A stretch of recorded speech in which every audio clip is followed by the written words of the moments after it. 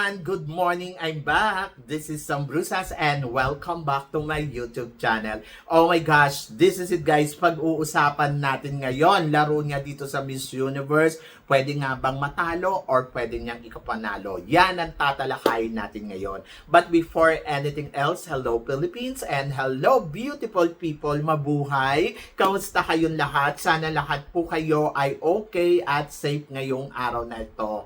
At syempre sa lahat naman ng mga bago nating subscribers dyan, hello po sa inyo lahat. Maraming salamat guys sa pag-subscribe ninyo. Syempre dito sa channel ko at syempre sa lahat naman na makasolid na makamamasan dyan na laging tumututok dito, araw-araw, lagi-lagi. Maraming salamat guys sa inyong lahat.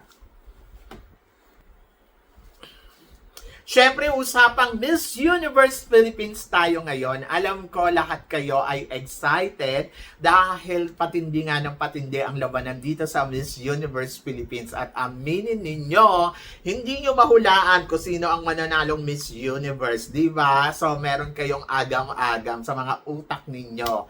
Pero yes, totoo naman yan, napaka-unpredictable ngayon ng Miss Universe Philippines kasi marami nagsasabi na mukhang si Bella Ismael na talaga ang mananalong Miss Universe Philippines.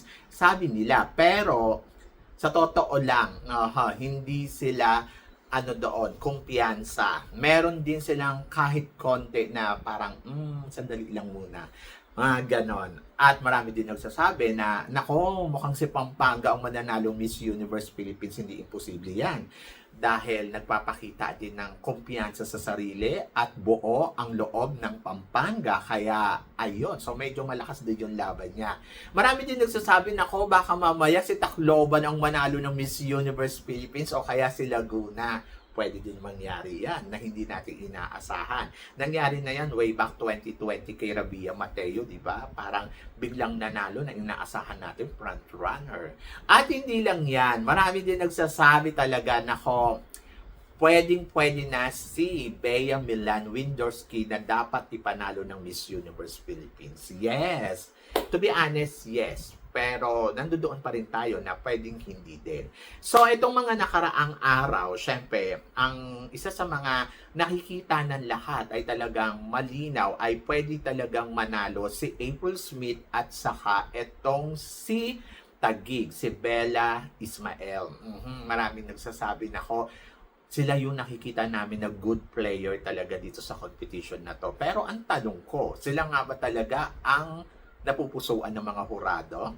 Ayan. So, sa performance na pinapakita ni April Smith, talagang masasabi ko, in fairness kay April palaban talaga sa competition na to. At walang duda ang kanyang ipinapakitang performance dahil kung pasarela, panalo, ultimo sa closed door interview, talagang ibinigay niya talaga yung best niya at nagulat yung lahat kasi marunong naman pala mag-penetrate ng bonggang-bongga pagdating sa Q&A ang pambato ng Cebu City. And then plus nandoon, in fairness sa styling niya ang winner, di ba?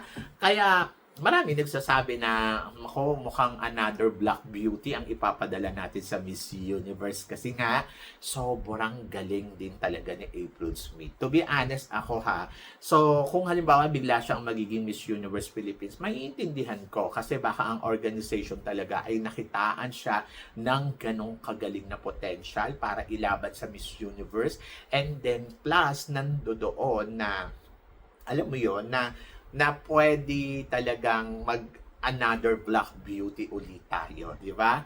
Kasi nga last time si Cote ay isa sa mga magaling sa competition ng Miss Universe at nakaabot nga sa top 5. Pero ang tanong ko, dahil nga ba sa nangyayari noon kay Cote, ay pwede itong maka-apekto kay April Smith?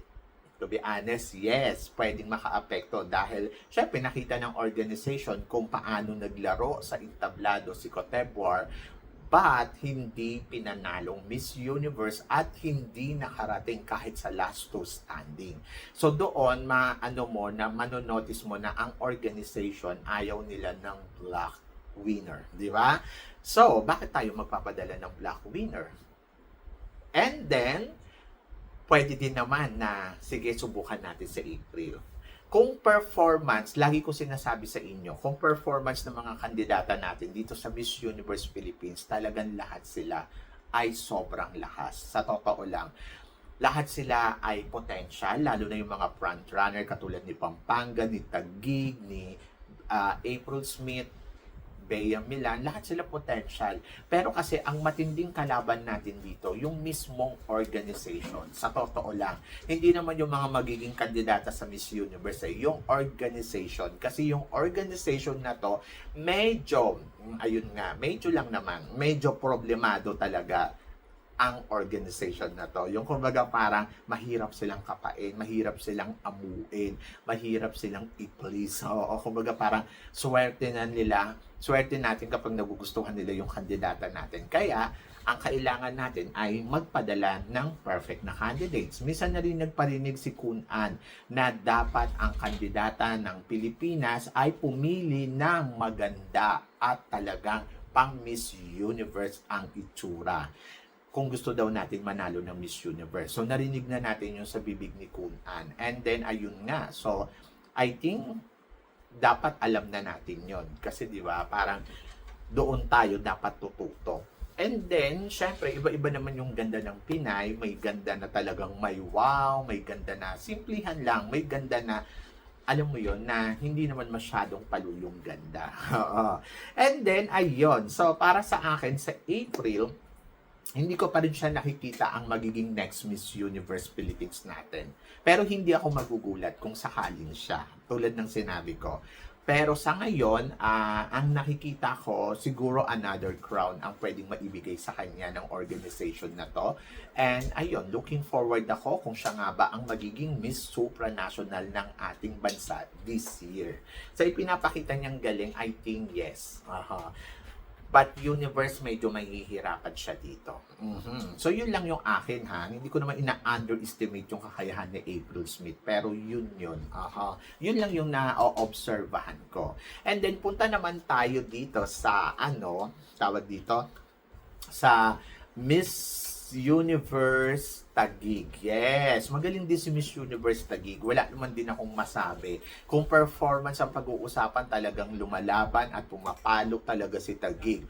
Anytime talaga pwedeng siya ang maging Miss Universe Philippines natin. Pero ang tanong ko, ang organization ba, siya ba ang talagang naiisip na ipadala sa Puerto Rico laban ng Pilipinas after natin maka-top 5? So, ako para sa akin, ayan yung napapaisip ako. Pero sa totoo lang, anytime pwedeng manalo si Bella dahil magaling si Bella. Katulad ng mga sinasabi ninyo, magaling, talagang palaban, matalino. So, lahat ng katangian ando doon kay Bella.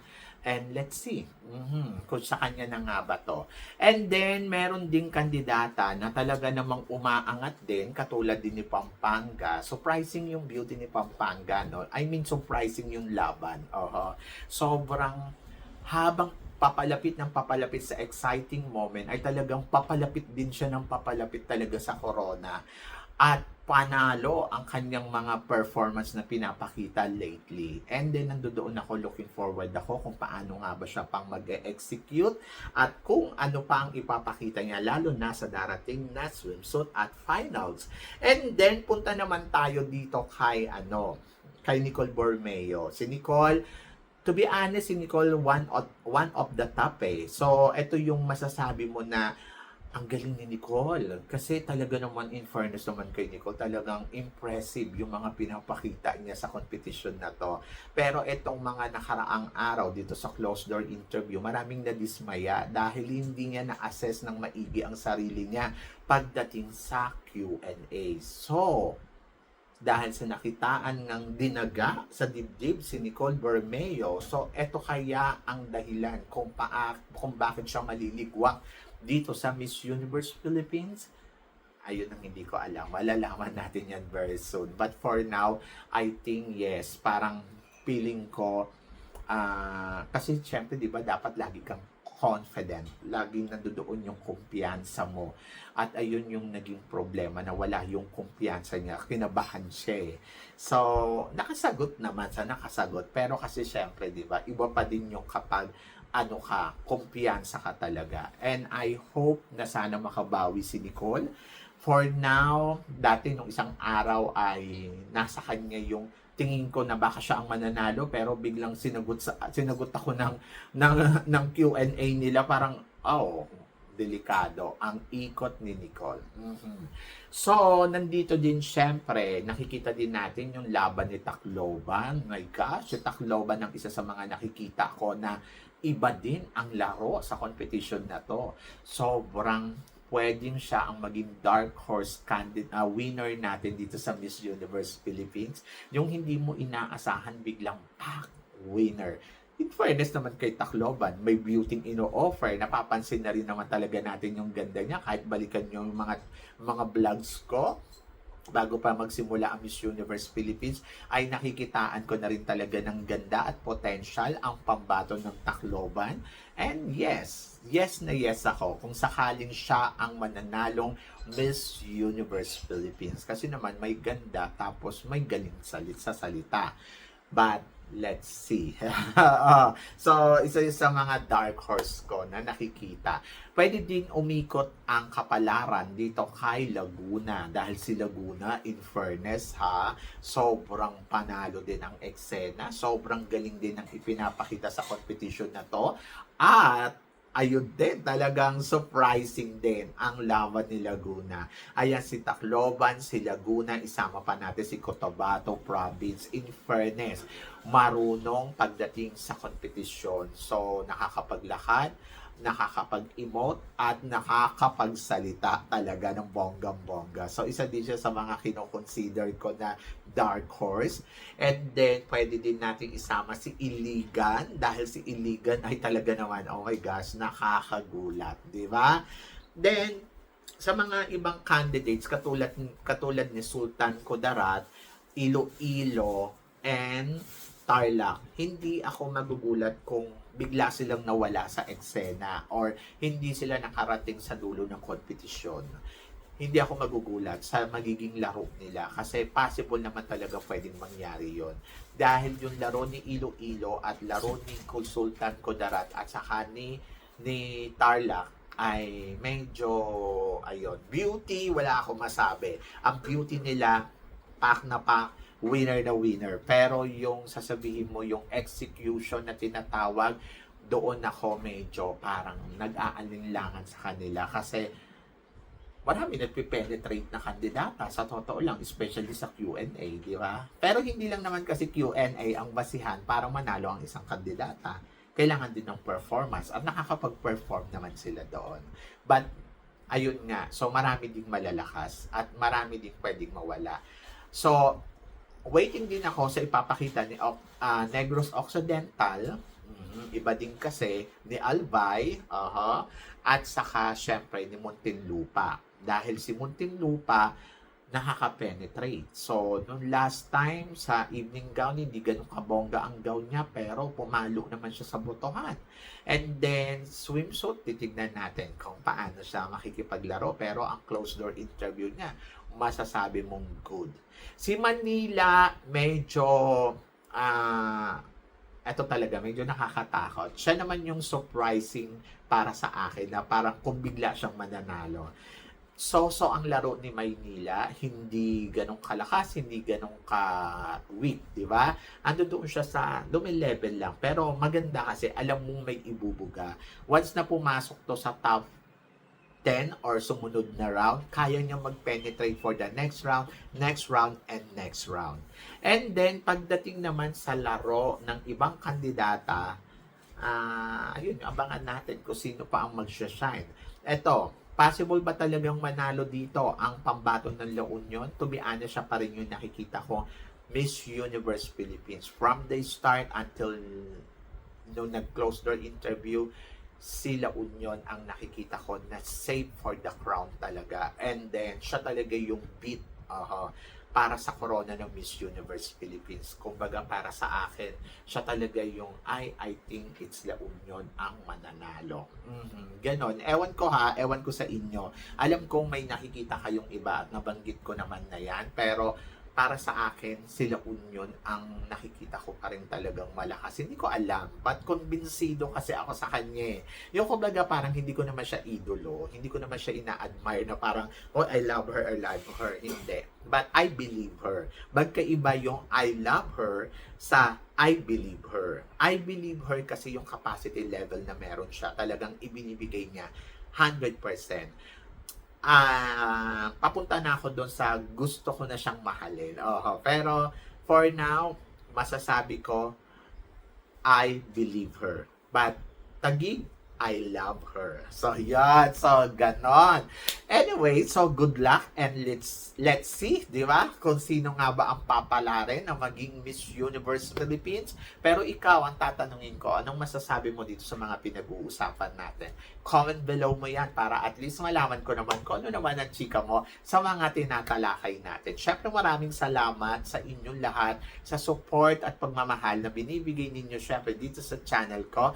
At sa mga hindi pa nakaka-subscribe, please don't forget to click like and subscribe my channel at i-click nyo na rin po ang notification bell to more updated syempre sa aking mga chika. Sabi nga ganon, always keep smiling and laban lang. So guys, hanggang dito na lang. Hanggang sa muli nating chikahan. See you tomorrow. Thank you guys.